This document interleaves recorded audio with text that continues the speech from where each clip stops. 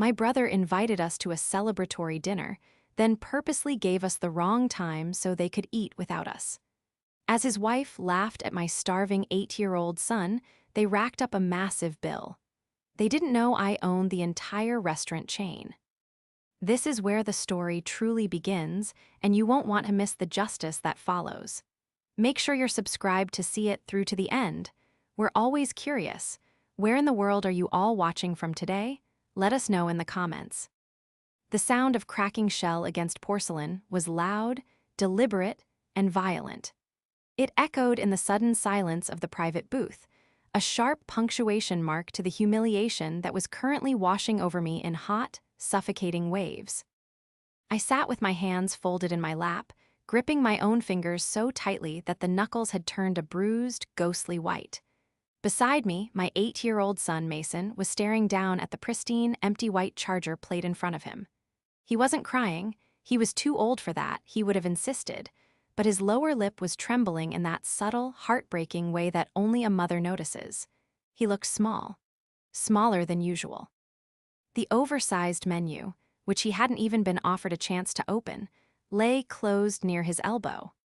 Across the table, the carnage of a feast lay spread out like a conqueror's spoil. 3-tiered silver towers, the kind that cost more than my monthly utility bills combined, stood stripped and dripping with melting ice. The grandiose displays of lobster tails, king crab legs, and premium oysters were reduced to shells and debris. The scent of garlic butter, truffle oil, and expensive Chardonnay hung heavy in the air, a cloying perfume of excess that made my empty stomach turn. "Oh, don't look so tragic, Evelyn," Peyton said, her voice trilling with that artificial lightness she used when she wanted to twist a knife. She dabbed at the corner of her mouth with a linen napkin, checking it for lipstick stains before dropping it onto the table. "Honestly, it's a life lesson for him. Punctuality is a virtue. If you want the lobster, you have to be on time for the lobster." She picked up her wine glass, a vintage Sancerre, I noted, likely $70 a glass, and swirled it, her eyes dancing with malicious amusement as she looked at Mason's downcast face. "We're hungry," Mason whispered, his voice barely audible over the ambient jazz of the restaurant. "We already ordered without you," my brother Asher said through a mouthful of scallop. He didn't even look up from his plate. He was busy sawing through the last bite of a surf and turf combo that looked big enough to feed a family of 4. Grease shone on his chin. "I told you, Ev, 7:00 p.m. sharp. We waited 10 minutes. We couldn't let the reservation lapse. This place is exclusive. You can't just hold tables for people who can't manage a schedule." I looked at my phone, sitting face up on the table. The screen displayed the text message Asher had sent me yesterday. "Dinner at 7:30 p.m. Don't be late." We had arrived at 7:25 p.m. They had been eating for an hour. It wasn't a mistake. It wasn't a miscommunication. I looked at Asher, a man I had bylaid out of debt 3 times in the last 5 years. I looked at Peyton, whose engagement ring I had essentially paid for when Asher borrowed $5,000 for a business investment that evaporated. They were glowing with the gluttonous satisfaction of a free meal, assuming, as they always did, that big sister Evelyn would sigh, pull out her corporate credit card, and smooth everything over because family is family. Mason's stomach gave a loud, undeniable growl, cutting through the low hum of conversation. Peyton actually laughed. It was a short, sharp sound devoid of warmth. "Oh my God, Asher, listen to that. You'd think you never feed the poor kid." She leaned forward, her eyes narrowing on Mason. "Should have taught him not to be late, Evelyn. Maybe next time he'll hustle a little faster." Something inside me, a structural beam of patience that had been holding up the weight of our relationship for decades, finally snapped. It didn't break with a bang. It disintegrated into dust. I looked at Mason's shame. I looked at the grease on my brother's face. I looked at the smirk on his wife's lips. The betrayal wasn't just about the food. It wasn't about the money. It was the casual cruelty of it, the way they enjoyed Mason's hunger. "I'll remember this," I said softly. Peyton rolled her eyes. "Oh, stop being dramatic. Order him a side of fries or something. but hurry up, we're thinking about dessert. They thought I was broken. They thought I was the same doormat I had been since our parents died. But as I watched Asher signal for the dessert menu, snapping his fingers at a passing waiter, he had no idea that he was snapping his fingers at my employee. The betrayal was worse than the hunger, worse than the lie. But as I watched them pick their teeth, oblivious to the storm gathering across the table, I knew one thing they didn't. They were dining in my house. The road to that table had been paved with good intentions, which, as they say, is the primary construction material for hell. Just 24 hours earlier, I had been sitting in my home office, buried under a mountain of spreadsheets and architectural blueprints. My phone had buzzed, lighting up with Asher's name. My stomach had done that familiar little flip, the Pavlovian response to seeing a family member's name who only calls when they need a wire transfer. I had hesitated before answering. I was tired. My work as a hospitality consultant, a vague title I used to cover the scope of what I actually did, was demanding. I had spent the last 6 months overseeing the aggressive expansion of the Gilded Anchor, a high-end seafood conglomerate that was taking the West Coast by storm. I was exhausted, my eyes burned, and I just wanted to sleep. But I answered because he was my brother. Ev, Asher's voice had been booming, overly cheerful, the voice of a man who was selling something. Great news, huge news, you sitting down. I'm working, Asher, I had said, rubbing my temples. What is it? Is everything okay? Is it the car payments again? No, God, ye of little faith, he chuckled, though the sound had a brittle edge to it. I closed the deal. The crypto mining facility in Nevada, we found a buyer. I'm flush, Ev, seriously, I'm back on top. I paused. Asher had been back on top 6 times in the last decade. Usually, that meant he had found a new credit card with a high limit or borrowed money from a loan shark he hadn't told me about yet. That's great, Asher, I said, trying to inject some genuine enthusiasm into my voice. I'm happy for you. So, to celebrate, he rushed on, steamrolling over my hesitation, Peyton and I are taking you out. A real dinner, high class, our treat. We want to thank you for, well, you know, helping us through the rough patch last winter. I softened. I couldn't help it. Despite everything, the unpaid loans, the snide comments, the years of taking a backseat to his drama, I just wanted my brother to win. I wanted us to be a normal family. That sounds nice, I said, and I meant it. Where were you thinking? The Gilded Anchor, he announced proudly. The new flagship location downtown. I know it's impossible to get a table, but I pulled some strings. I know a guy. I had to bite the inside of my cheek to keep from laughing. He knew a guy. I was the one who had approved the lease for that building. I was the one who had handpicked the executive chef. I was the silent partner holding a 30% equity stake in the entire restaurant group. But Asher didn't know that. To him, and to the rest of the world, I was just a mid-level manager for a logistics firm. I kept my wealth quiet. I learned a long time ago that money changes people, and it ruins families. That sounds wonderful, Asher, I said, playing along. I've heard it's excellent. It's the best, he bragged. So, tomorrow night, bring Mason. I want my nephew there to see his uncle winning. 7:30 p.m. Don't be late, Evelyn, seriously. These places are strict. I'll be there, I promised. 7:30. I hung up feeling a rare warmth in my chest. Maybe this was it. Maybe he had finally turned a corner. I told Mason immediately. His face lit up. Uncle Asher is taking us to the fancy fish place? Mason asked, his eyes wide. Can I wear my tie? You can wear whatever you want, buddy, I told him, ruffling his hair. We spent the next afternoon getting ready. Mason spent 20 minutes trying to tie his little clip-on tie perfectly straight. He was so excited. He idolized Asher, despite the fact that Asher rarely remembered his birthday.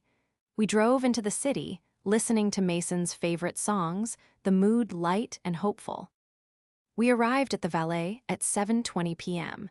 We walked into the lobby at 7:25 p.m. I remembered the way the hostess, a young woman named Sarah, whom I had personally interviewed 3 months ago, had looked at me when we walked in. Her eyes had widened in recognition, her back straightening instinctively. "Ms. Evelyn," she had stammered, catching herself on the protocol I insisted on. "I didn't want special treatment when I was off the clock. We didn't know you were coming in tonight." "Just a family dinner, Sarah," I had whispered, smiling and putting a finger to my lips. "I'm meeting the party under Asher. We're a few minutes early for the 7:30 reservation." Sarah's face had fallen. She looked down at her iPad, then back at me, biting her lip. "Ms. Evelyn," she whispered, leaning over the podium. "The reservation for that table was for 7:00 p.m. They've been seated for half an hour. The appetizers have already been cleared." I felt a cold prickle on the back of my neck. "Are you sure?" "Positive," she said gently. "They ordered immediately. The ticket is extensive." I stood there in the lobby, Mason holding my hand, his little palm warm and trusting in mine. I checked my texts again. Dinner at 7:30 p.m. He had lied. Why would he lie about the time? Maybe he got confused, I murmured to myself, though the pit in my stomach was already opening up. "It's fine, Sarah, take us to the table." As we walked through the dining room, navigating the sea of white tablecloths and crystal glassware, I saw them. They were in the prime corner booth 1, the VIP table. Asher was laughing loudly, holding a crab leg like a scepter. Peyton was taking a selfie with an oyster. They looked happy, they looked rich, they looked like people who didn't have a care in the world.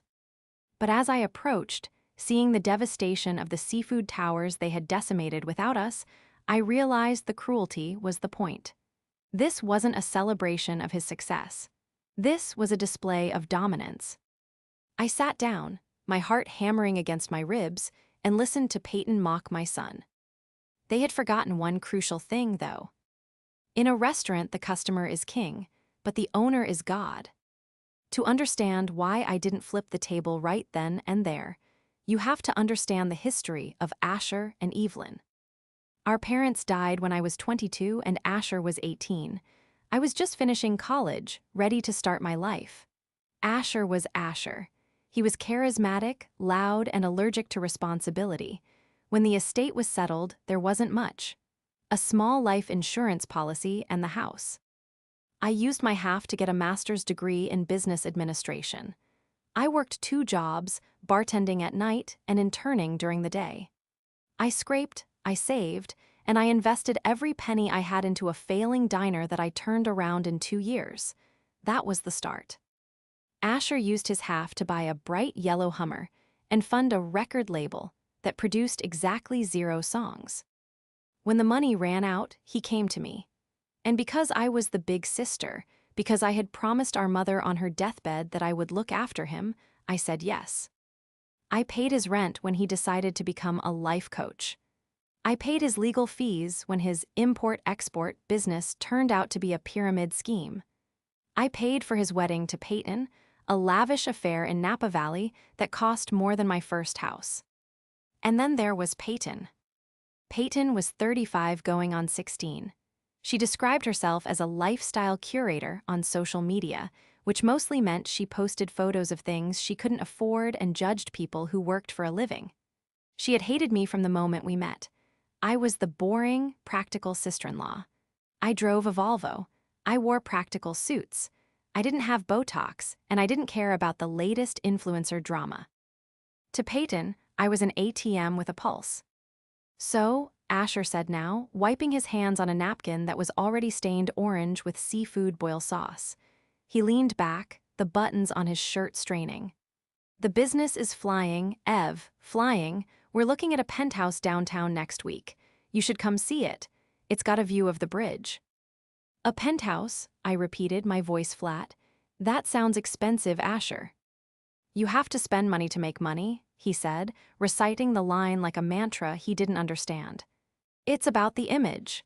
Clients need to see that you're successful. That's why we came here. Best place in the city. Only the movers and shakers eat here."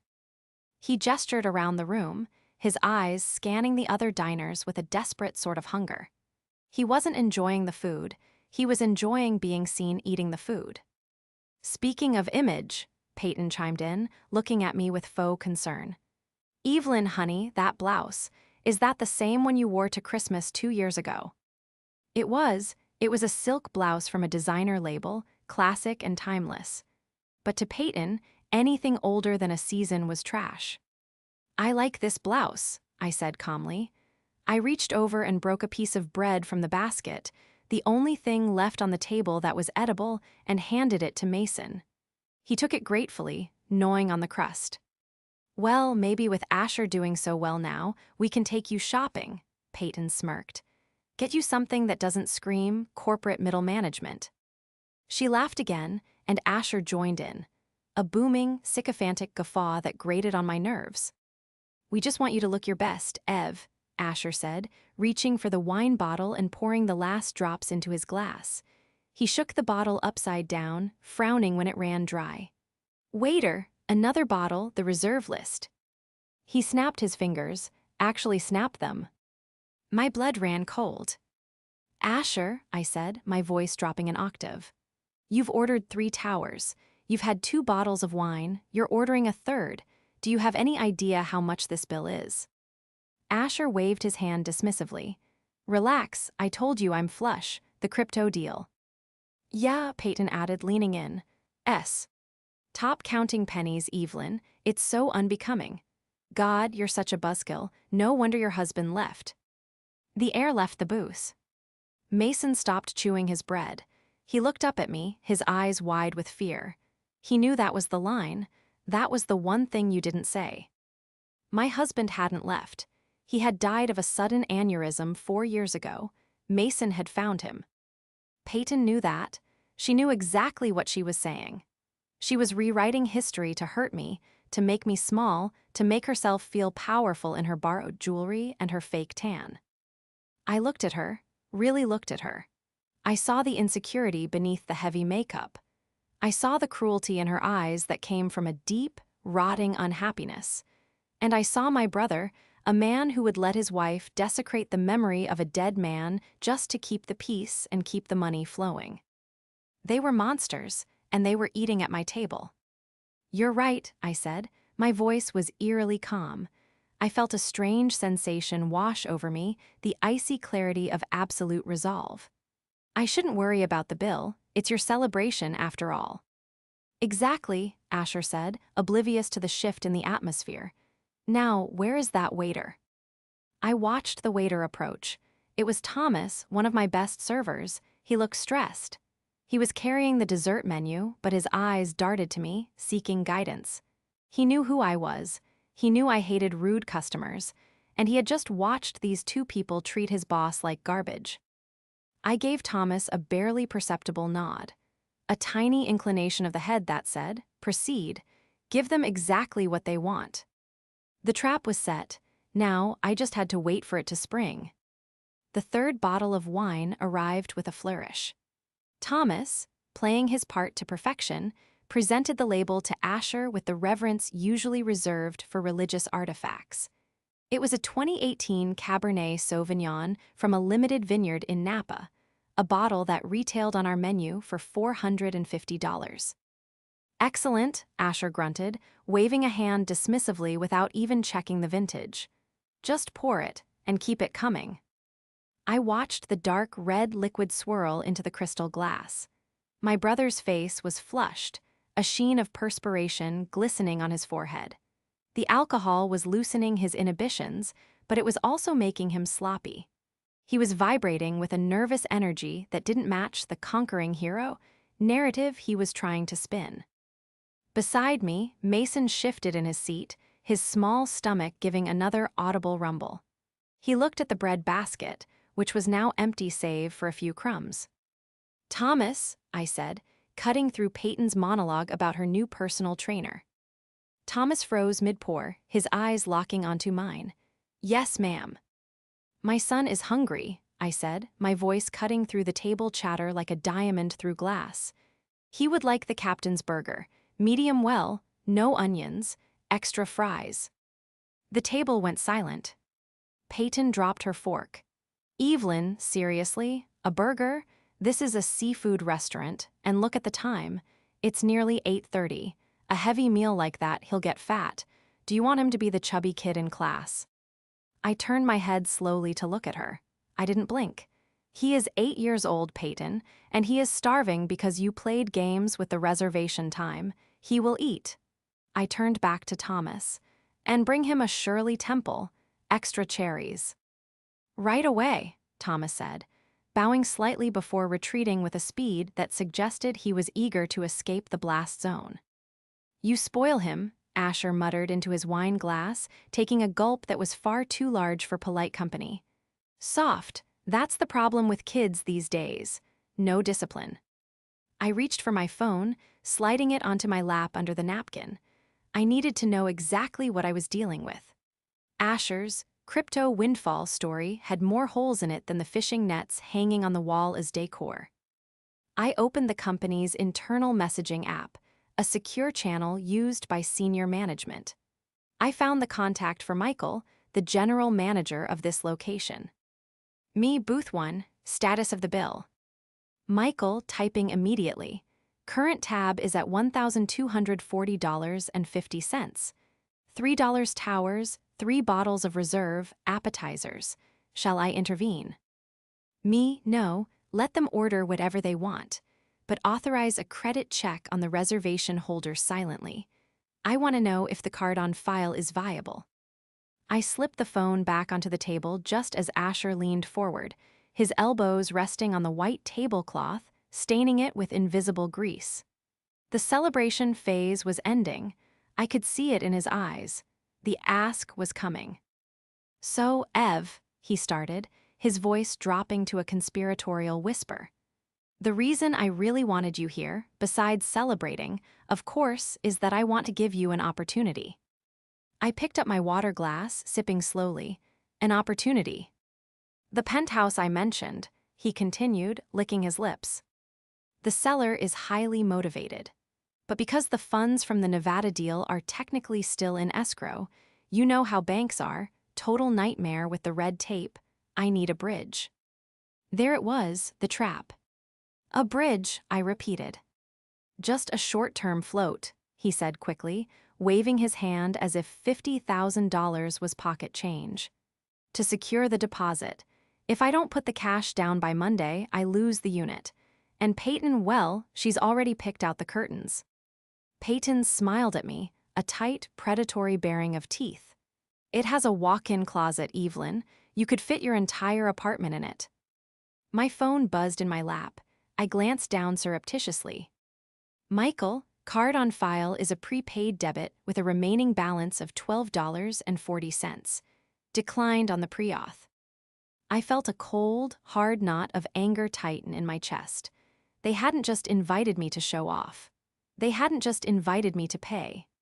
They had invited me to a dinner they explicitly could not afford, ordered over $1,000 of food, and were now trying to extract cash from me for a house that didn't exist. They were trying to rob me, and they were using my own restaurant to do it. Thomas arrived with the burger. It was a masterpiece, a half-pound of Wagyu beef, melted cheddar, and a mountain of golden, crispy fries. The smell was intoxicating. Mason's eyes went wide. He looked at me for permission. Eat, baby, I whispered. As Mason took his first joyous bite, I turned my full attention to my brother. The time for politeness was over. There is no escrow, Asher, I said. Asher blinked, his wine glass halfway to his mouth. What? The Nevada deal, I said, keeping my voice level but hard. There is no buyer, there is no escrow, and there is no penthouse. Asher lowered the glass, a flash of genuine panic flickering behind his eyes before he masked it with indignation. You don't know what you're talking about. The contract is signed. It's confidential. I can't just show you the paperwork. You can't show me the paperwork because it doesn't exist, I countered. Just like the import-export business didn't exist. Just like the life coaching certification didn't exist. You're broke, Asher. You've maxed out your credit cards, haven't you? Peyton slammed her hand on the table. the silverware rattled. How dare you? We take you out to a nice dinner, we try to share our success with you, and you sit there and call your own brother a liar? This is jealousy, Evelyn. Pure, ugly jealousy. Just because you're alone and miserable doesn't mean we have to be. I'm not the one trying to scam my family out of a down payment for a fantasy apartment, I said, locking eyes with her. And I'm not the one eating a $300 seafood platter with $12 in my bank account. The silence that followed was absolute. Asher's face drained of color. He looked like he had been slapped. How could you possibly know what's in my bank account? It doesn't matter how I know, I said. What matters is that you ordered this food with no intention of paying for it. You assumed I would pick up the check. You assumed I would write you a check for the apartment. You assumed I was stupid. I wasn't going to make you pay, Asher sputtered, his lie crumbling under the weight of reality. I forgot my wallet. I was going to ask you to spot me, and I'd wire it back tomorrow. You forgot your wallet, I repeated deadpan, but you remembered to bring your appetite. You're unbelievable, Peyton hissed, her face twisting into a mask of ugliness. You sit on that little pile of savings Mom left you, which should have been split evenly, by the way, and you judge us for trying to live a little? You owe us, Evelyn. You owe Asher. He's the only family you have left. Family doesn't starve an 8-year-old boy to prove a point about punctuality. I shot back, my voice rising just enough to turn heads at the nearby tables. Mason stopped chewing. He shrank back into the booth, sensing the violence in the air. I reached out and touched his arm gently, grounding him, but my eyes never left Peyton. We didn't starve him, Peyton shrieked. He's eating a burger, isn't he? A burger I'm going to end up paying for. No, I said softly, you won't. Asher drained his glass. He looked cornered. He looked dangerous, not physically, but in the way a desperate animal is dangerous. He looked around the room, realizing that people were staring. His facade of the wealthy businessman was cracking, and he needed to regain control. Check, Asher yelled, snapping his fingers in the air again, louder this time. Waiter, check, we're leaving, my sister is making a scene. He glared at me. Fine, you want to play hardball, we'll leave, I'll pay the bill. And then you are out of our lives, Evelyn. You won't see Mason's cousins, you won't see us for Christmas. You're dead to us. That's a promise, I asked. Thomas appeared instantly, holding the black K leather folder. He didn't place it on the table. He held it with both hands, looking directly at Asher. Your check, sir, Thomas said. Asher snatched the folder. He opened it with an aggressive flip, ready to throw down a card and storm out, likely planning to dispute the charge later or hope the overdraft protection kicked in for one last miracle. He looked at the number at the bottom of the receipt. His hand froze, his jaw went slack. The bluster evaporated, replaced by the sheer, terrifying reality of mathematics. 1,400, he stammered. He looked up at Thomas. This is a mistake, there's a mistake. We didn't order this much. 3 grand plateaus, sir, Thomas recited from memory. 3 bottles of the Reserve Cabernet, 2 appetizers, 1 Wagyu burger, plus the gratuity for a party of your size. Asher swallowed hard. He looked at Peyton. Peyton looked at the bill and gasped. $1,400 for fish? This is robbery. Asher looked at me. The anger was gone, replaced by a pathetic, wheedling desperation. Ev, he whispered. I really did leave my main card at home. I just have the debit. It has a limit. Just cover this one time, please. I'll sign a promissory note. Anything. I looked at him. I looked at the man who had laughed while my son stared at an empty plate. No, I said. What do you mean no? Asher's voice cracked. I mean no, I said, leaning back in the plush booth. I am not paying for your lobster. I am not paying for your wine. And I am certainly not paying for the insults you've hurled at my son. You have to, Peyton screeched. She grabbed Asher's arm. She has to, right? She can't just leave us here. I can, I said, and I will. Asher wiped his face with his napkin. He was sweating profusely now. Evelyn, please, they'll call the cops. This is theft of services. You want your brother to go to jail over a dinner. You should have thought about that before you ordered the third bottle of wine, I said coldly. Asher's panic turned into aggression. It was his default defense mechanism. If he couldn't charm his way out, and he couldn't beg his way out, he would bully his way out. He stood up, towering over the table. This is ridiculous. I am not paying this. The food was cold, the service was slow, and this wine, he gestured to the empty bottle, it was corked. I refuse to pay for this garbage. He was shouting now. The entire dining room had gone silent. Forks paused midair. Conversations died. All eyes were on booth 1. Sir, Thomas said, taking a step back but standing his ground. The wine was opened at the table. You tasted it and approved it. I don't care, Asher yelled, his face turning a mottled red. Get me your manager. Now, I want this bill comped. Do you know who I am? I'm a very influential investor in this city. One bad review from me and this place is finished. I watched him quietly. It was like watching a car crash in slow motion. He was digging his grave with a backhoe. I'll get the manager, Thomas said calmly. Yeah, you do that, Peyton added, standing up to join her husband's tantrum. And tell him we expect an apology. Our sister-in-law was treated rudely, our food was late, and this price is extortion. She looked down at me, her eyes gleaming with a twisted victory. She thought this was the play. Make a scene, intimidate the staff, get the bill erased. It was a strategy of the shameless. You're pathetic, Evelyn, Peyton sneered. Sitting there while we fight for our rights, you have no backbone. Sit down, Peyton, I said. You're making a fool of yourself. I'm making a statement, she retorted. This is how the world works. You demand respect and you get it. Watch and learn. I saw movement in the periphery. Walking across the dining room floor was Michael, the general manager. He was a tall man, impeccable in his charcoal suit, with the demeanor of a diplomat and the eyes of a shark. He wasn't rushing. He walked with the measured pace of a man who held all the cards. Behind him, 2 security guards, discreet, burly men in black suits, drifted closer to the entrance of the booth, blocking the exit path. Asher didn't see the security. He only saw Michael. He puffed out his chest, adjusting his jacket, preparing to unleash his Karen routine on the unsuspecting manager. Finally, Asher boomed as Michael approached the table. Are you the manager? Because I have a laundry list of complaints about this establishment. Michael stopped 2 feet from the table. He didn't look at Asher. He didn't look at Peyton. He looked directly at me. Good evening, Michael said, his voice smooth and professional. He ignored Asher entirely. Asher blinked, confused. Hey, I'm talking to you. I'm the customer. Actually, Michael said, finally turning his gaze to Asher. It was a cold, dismissive look.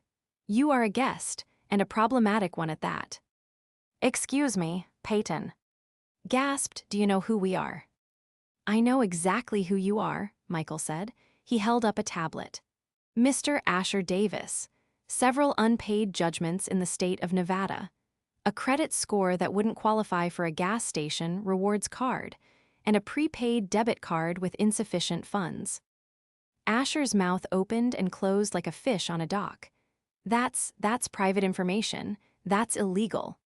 It's public record, Michael said dryly. And when you attempt to defraud an establishment of this caliber, we do our due diligence. We aren't defrauding anyone, Asher shouted, his voice cracking. My sister is paying, Evelyn, tell him. He pointed a shaking finger at me. Michael turned back to me. His expression softened into one of deference. He clasped his hands behind his back and bowed his head slightly. My apologies for the disturbance, madam, Michael said to me. I assumed you wanted to let the scene play out, but they are disturbing the other guests. Shall I have security remove them now, or would you like to handle the disposition of the bill first?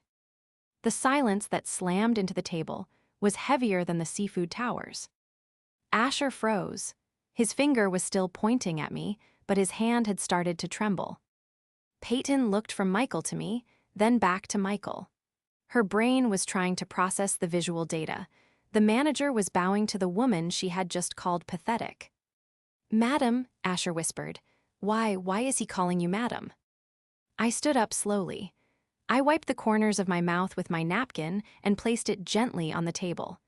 I smoothed down the front of my corporate middle management silk blouse.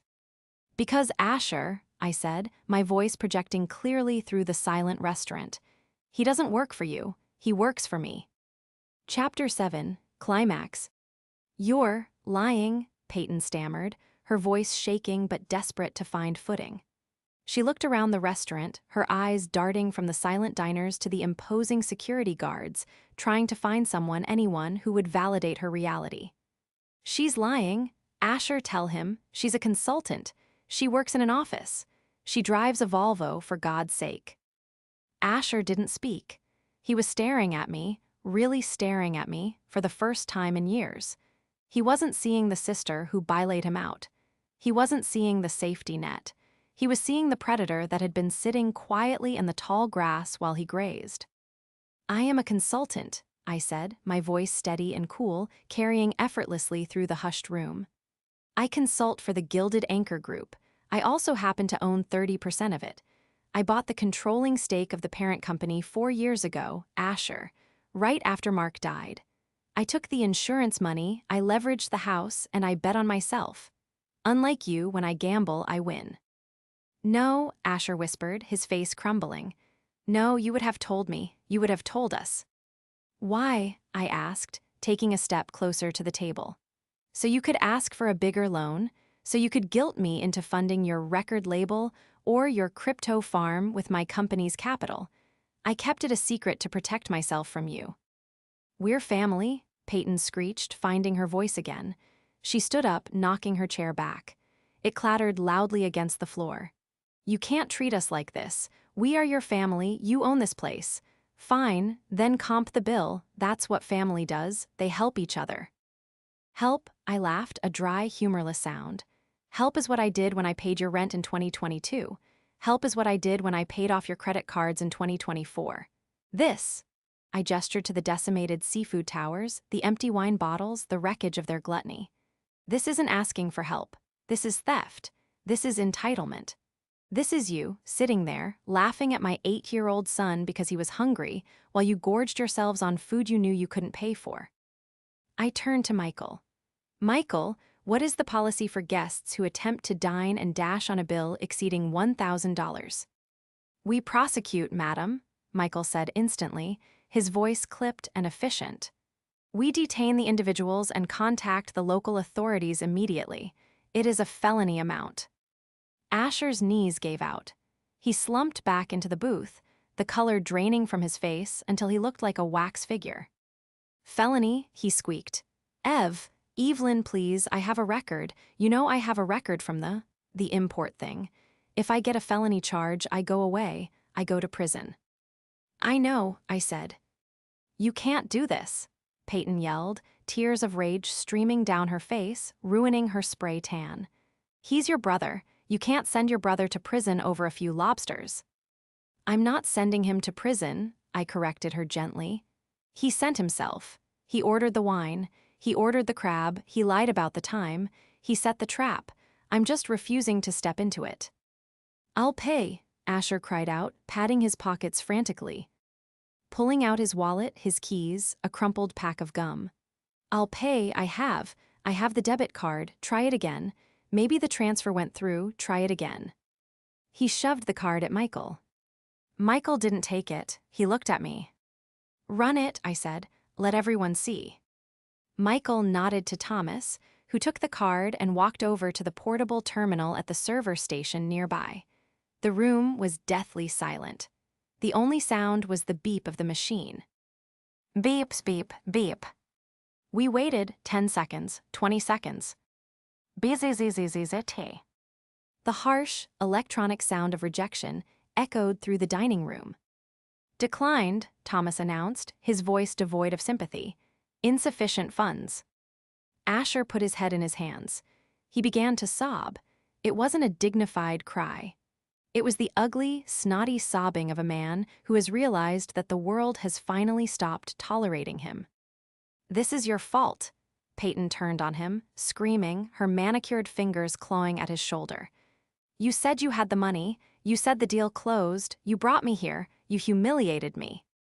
"You ordered the third bottle," Asher shouted back, pushing her hand away. "You wanted the oysters, you wanted the picture for Instagram." "Because you told me we were rich," she shrieked. "Enough," I said. They both froze, panting, looking at me. "Here is what is going to happen," I said, addressing them like the unruly children they were. "I am going to finish my dinner with my son. We are going to have dessert. And while we do that, you are going to figure out how to pay this bill." "We can't," Asher wailed. "We don't have it." "Then you better start calling people," I said coldly. "Call your friends, call your other relatives, call a bail bondsman, I don't care. But you are not leaving this building until that tab is settled, and if you try to leave—" I nodded to the security guards. They stepped forward, crossing their massive arms. "They will stop you, and the police will be called." "Evelyn," Asher whispered, reaching a hand out across the table toward me. "Please, just this once, I swear I'll never ask you for anything again, just pay it, for Mom." I looked at his hand. I remembered holding it when we were kids, crossing the street. I remembered holding it at Mom's funeral. I remembered holding it the first time he got arrested. I had held onto that hand for 30 years, trying to pull him up. But I realized now that he wasn't trying to climb. He was just using me as an anchor to keep himself from drifting away, dragging me down with him. "Mom is dead, Asher," I said softly. "And the sister who enabled you died tonight too, right around the time you laughed at my son's empty plate." I turned my back on them. "Michael," I said, "please move us to the owner's table on the patio. It's a bit loud in here." "Right away, madam," Michael said. I took Mason's hand. "Come on, baby, let's go get some ice cream." We walked away. We walked past their table, past the ruins of their feast, past their tears and their shouting. We didn't look back. Chapter 8, Resolution. We sat on the private terrace, overlooking the city lights. The air was cool and crisp, a welcome relief from the stifling atmosphere of the dining room. Thomas brought Mason a massive sundae, 3 scoops of vanilla bean, hot fudge, whipped cream, and enough cherries to make a small fruit salad. Mason's eyes were the size of saucers. "Is this all for me?" he asked, whispering as if he were afraid someone would come and take it away. "All for you," I smiled, sipping a fresh glass of sparkling water. "You can eat as much or as little as you want. No rush." "Mom," he asked after a mouthful of fudge, "is Uncle Asher in timeout?" I looked back through the glass doors of the patio. Inside, I could see the commotion at Booth 1. Asher was on his phone, pacing frantically, waving his arms. Peyton was sitting with her arms crossed, refusing to look at him. The security guards were standing like statues, unmoving. "Yes, honey," I said. "Uncle Asher is in a very long timeout." It took them 3 hours. I found out later from Michael that Asher had to call his ex-wife, the one before Peyton, and beg for a loan against his car title. She laughed at him for 20 minutes before agreeing, only because Asher signed over the rights to his car entirely. Peyton had to call her father, a man who despised Asher, and beg for the rest. They paid the bill at 11:15 p.m. But the justice didn't stop there. The crypto deal Asher had been bragging about? It turned out he had taken deposits from 3 other people, friends of ours from the old neighborhood, promising them returns he couldn't deliver. When news of his public meltdown and financial insolvency at the Gilded Anchor hit the grapevine, and hospitality grapevines are notoriously fast, those investors panicked. They went to the police. 2 weeks later, Asher was indicted for fraud. It wasn't the seafood dinner that got him. It was the Ponzi scheme he had been running to fund the dinners. But it was the dinner that broke the dam. Peyton left him before the handcuffs were even on. She filed for divorce the day after the restaurant incident, citing irreconcilable differences, though irreconcilable brokenness would have been more accurate. She tried to friend me on Facebook a month later, sending a long message about how she was a victim of Asher's lies too. I didn't reply, I just blocked her. As for me, I stopped hiding. The Monday after the dinner, I walked into the corporate headquarters of the Gilded Anchor not as a consultant, but as the owner. I took the corner office. I put my name on the door. I realized that by hiding my success, I wasn't protecting myself, I was protecting Asher's ego. I was making myself small so he wouldn't feel like a failure. And all that did was give him the space to fail bigger, to hurt more people, to hurt my son. Mason and I are doing just fine. We have Sunday dinners at home now. We cook together. Sometimes we make seafood, sometimes we make grilled cheese. But we always eat at the same time, and nobody ever stares at an empty plate. I still think about that night sometimes. I think about the look on Asher's face when the card declined. It wasn't hate I felt in that moment, it was relief. The heavy lifting was over. I had finally dropped the rope.